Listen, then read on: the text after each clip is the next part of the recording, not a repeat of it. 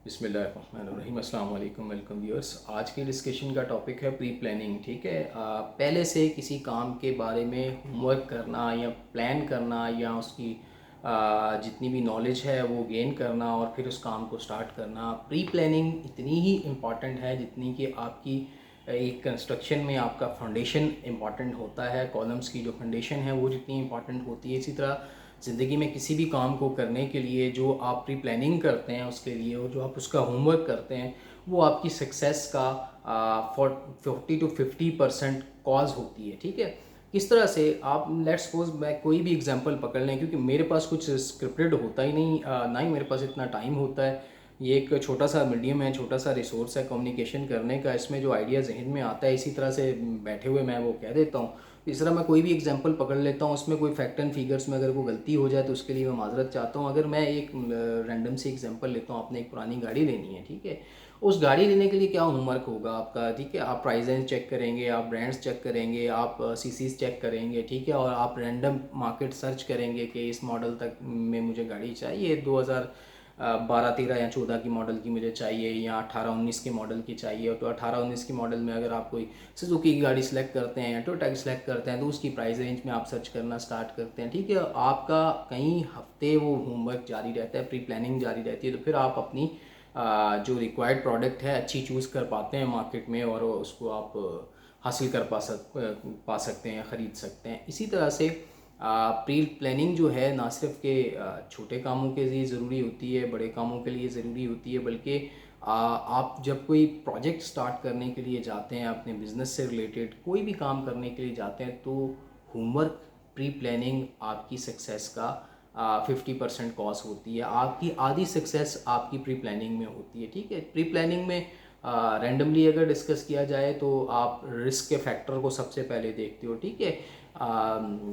उसी एग्जांपल को ले लेते हैं, जितनी छोटी एग्जांपल हो उतनी बात अच्छी समझ में आती है गाड़ी ख़रीदने की। तो उसमें रिस्क आप क्या कवर कर रहे हैं कि यार गाड़ी जो है वो उसके पेपर जेन्युइन हो, वो कहीं से सीरियस एक्सीडेंट में डैमेज ना हो, ठीक है। ऑनर जो है वो बिल्कुल लीगल आइडेंटिटी रखता हो। तो सबसे पहले आप अपनी रिस्क को कवर करते हैं। इसी तरह कोई भी प्रोजेक्ट आप लगाने के लिए जाते हैं, आपने एक कंस्ट्रक्शन करनी है, एक रेजिडेंशियल बिल्डिंग आपने या हाई रेज बनानी है, एक आपने मल्टी स्टोरी हाई रेज बनानी है, तो सबसे पहले आप रिस्क को श्योर करेंगे कि ये लैंड को एक्वायर करेंगे, ज़मीन को हासिल करेंगे उसके मालिक से लीगल तरीके से, ठीक है।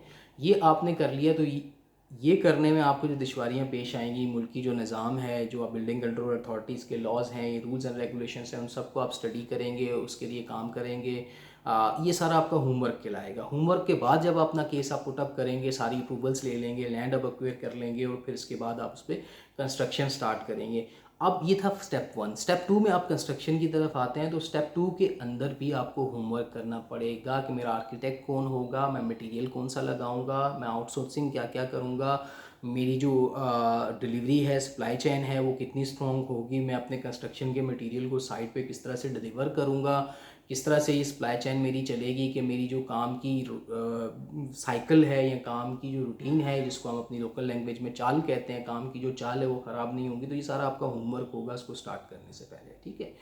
अब आपका होमवर्क कंप्लीट हुआ, आपने अपनी आउटसोर्सिंग भी कर ली, इंजीनियर्स को भी हायर कर लिया, आर्किटेक्ट्स को भी हायर कर लिया, आपका मैप भी बन के आ गया, आपका एक स्केच भी बन के आ गया, आपका नक्शा बन के आ गया, उस पर आपने काम स्टार्ट कर दिया, काम हो रहा है। ये फ़ेज़ 2 पे आप आगे।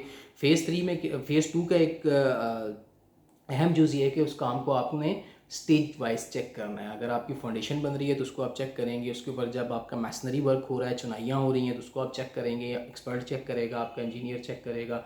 जब वो कंप्लीट हो जाती है, प्लास्टर का आता है, वॉल डेकोरेशन का आता है, पेंट का वर्क आता है, आपकी जो है कारपेंट्री से रिलेटेड, प्लम्बिंग से रिलेटेड वर्क आता है, तो वो प्रोफेशनल करेगा, और एक अदर प्रोफेशनल, एक अथॉरिटी होगी जो उसकी क्वालिटी को मेक श्योर करेगा, ठीक है। ये बेसिस ऑफ योर होमवर्क हो रहा है। आपने स्टेप्स में डिवाइड किया इसको और अपना होमवर्क स्ट्रॉन्ग किया, उसके बाद इंप्लीमेंट किया, तो आपके रिजल्ट्स अच्छे आ रहे हैं, जो आपको डिज़ायर्ड रिजल्ट्स आपके आ रहे हैं, ठीक है। ये काम हो गया। अब जब आप हाई रेस में जैसे, अब तो ये होता है कराची में कि 50% भी काम कंप्लीट नहीं होता, 40% होता है, तो वो फाइनल स्टेप पे पहुंच जाते हैं, उसको सेल करने का, उसकी मार्केटिंग कैंपेन से स्टार्ट कर देते हैं, ठीक है। उसमें भी आपको होमवर्क करना ज़रूरी है। सबसे बेसिक चीज़ जो कराची में नहीं हो रही, बार बार बताता हूँ नहीं हो रही, कराची में आम आदमी को की इस्तात को नहीं देखा जा रहा। बैंकिंग की होम फाइनेंसिंग पॉलिसी पे भी एक वीडियो मैंने की थी कि प्रोडक्ट ही नहीं है भाई 3.5 मिलियन की, तो गरीब आदमी कहाँ से लेगा।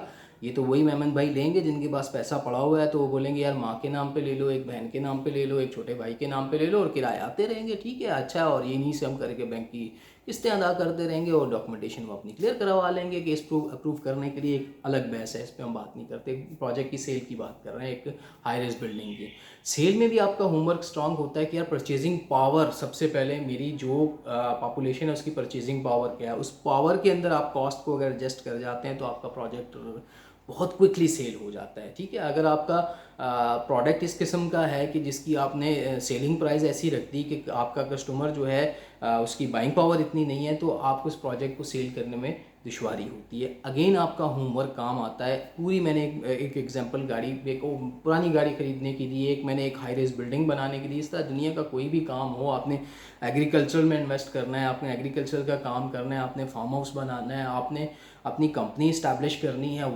Do what ever you want, but उसके लिए आपको होमवर्क करना ज़रूरी होगा। सबसे पहले पाकिस्तान जैसी कंट्री में रिस्क को श्योर करना होता है कि आपका रिस्क फैक्टर, उसका परसेंटेज क्या है, और उस फैक्टर को आप मिनिमाइज़ करने के लिए क्या क्या मेजर्स ले सकते हैं, ठीक है।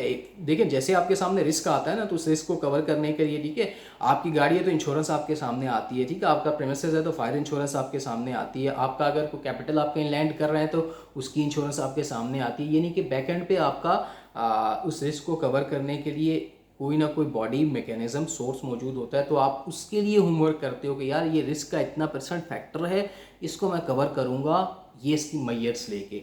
तो होमवर्क आपका स्ट्रांग होता है तो कभी भी आप नाकाम नहीं होते किसी काम पे। आई थिंक एक थोड़ा बहुत कॉन्सेप्ट बना होगा कि होमवर्क क्या होता है या प्री प्लानिंग क्या होती है किसी काम को करने के लिए। अस्सलाम वालेकुम।